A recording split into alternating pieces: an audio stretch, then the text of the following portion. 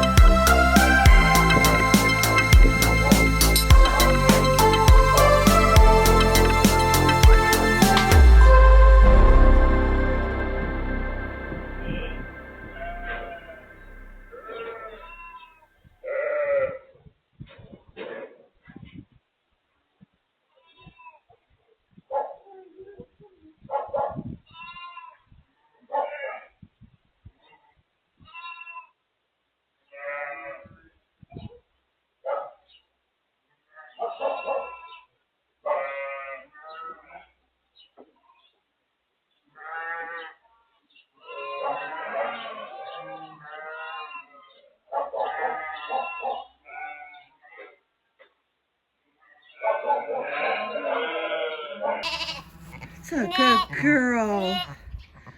Such a good mom. You love your baby. I was really hoping to get these jugs cleaned out. It just never happened. So hopefully all of my first time ewes will be as good as Morgan and will love their lambs and not want to jump out and not be completely insane. But I got a little boy. And she is supposed to be the first one to lamb, and she did. So, yay. There was, hi Tansy, how's my old girl? There was one other one that was kind of up and down stretch in here a bit ago. Was it you? You got your tail out. Could have been you.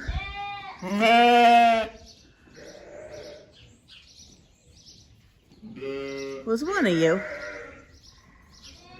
Hi. Hi. And I figured Palm would have had hers because she's been fatter than a toad for a while now. Good morning. It's always a great way to start the morning is to have babies. So we have officially started May lambing. What does it say? The 28th, so just a couple days early. Okay, I'm okay with that. It could have started any time once I brought the girls in. So now that they're in, they can all start lambing. I just didn't want anybody lambing out back. So